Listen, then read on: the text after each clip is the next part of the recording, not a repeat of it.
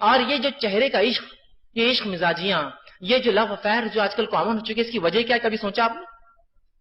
اس کی وجوہات کو بہت ضروری جاننا. میرا آج درس اس پہ نہیں کہ کیا ان کی وجوہات ہیں، ہم کیسے اس کو ڈیل کریں. میرا صرف حال ہے کہ عشق ہو جائے، اس کا حقیقی معنی اور اس کے تعلق سے کیسا رد کیا جائے وہ رکھوں گا.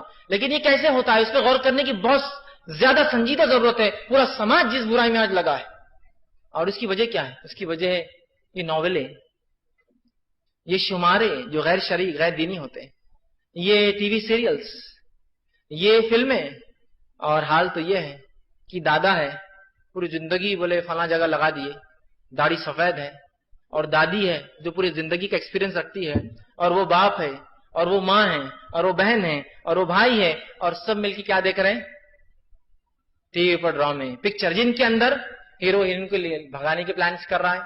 ہیرو ہیروئن سے چہرے کا عاشق ہے نا، دیکھتے ہی پہلی نظر میں ہوتا نا، کیمرہ بھی ویسے چلتا ہے ایک دم پہلی نظر، اور ایک دم ہیرو کو پسند آ گیا، بس اب یہی ہے سب کچھ.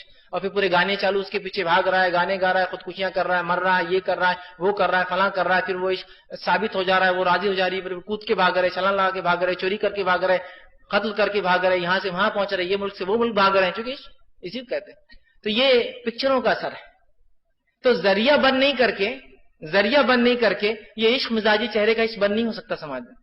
کیا برائی پھیل گئی زمانے میں، کتنے لوگ دیکھو برے ہو گئے، کیسے حالات برے سے برے ہوتے جا رہے ہیں. تو سوال یہ کرا کس نے؟ ہو رہے کیوں ہیں؟ یہ باتیں آ رہی کہاں سے ہیں؟ تو گھر میں تو آپ برابر ٹی وی دیکھتے اپنے جوان لڑکے لڑکیوں کے ساتھ، پوتے پوتیوں کے ساتھ. جب آپ کو شرم نہیں آتی آپ ان کو تعلیم دیتے ہیں نا. دیکھیے جب کوئی باپ کھڑا ہے، بچہ کوئی غلط کام کرے اور باپ اسے نہ ٹوکے تو بچہ سمجھتا ہے یہ باپ کی طرف سے ہاں ہے. اور جب باپ ٹوکے بیٹا یہ نہیں کرنا تو سمجھتا نہ وہ کام نہیں کرتا. ہم خود ایسے شمارے، ایسے میگزین، ایسے چینل، ایسے سیریلز، ایسی چیزیں دیکھ رہے ہیں، فلمیں دیکھ رہے ہیں، تھیٹر جا کر فلمیں دیکھ رہے ہیں. کیا بتاؤں میں آپ کو، اتنا برا حال ہو چکا ہے. ایک صاحب مجھے ایک واقعہ بتانے لگے، اس واقعے کو سن کے مجھے بہت تعجب ہوا، افسوس ہوا.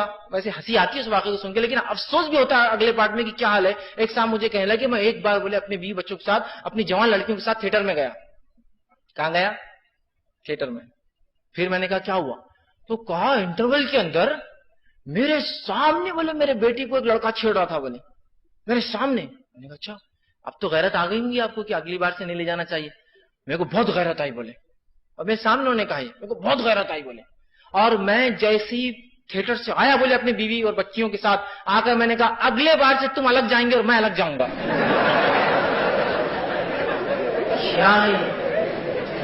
اگلے بار سے تم الگ جائیں گے بولے میں الگ جاؤں گا.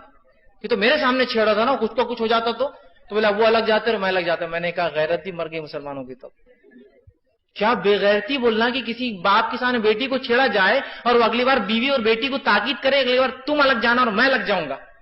مطلب ہم ذرائع تو نہیں بند کریں گے عشق مزاجیوں کے، چہرے کے عشق ہونے کے، فاسد محبتوں کے. اور پھر محبت جب ہو جائے، لڑکی بھاگ جائے، لڑکا بھگا کے لا لے تو پریشانی، بھاگ کر کیوں بھگا کے کو لایا. باپ بھی رسوا اور بیٹا بھی، بیٹی کا باپ بھی رسوا اور بیٹے کا باپ بھی رسوا.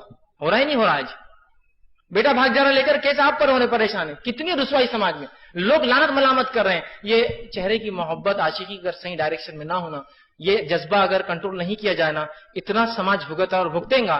سب سے پہلے فلموں پہ اور ڈراموں پہ کنٹرول لائیے، ورنہ بھول جائیے یہ سماج اس فاسد محبت سے کبھی نکل سکتا ہے، اس بری اور غیر شرعی محبت سے کبھی باہر آ سکتا ہے.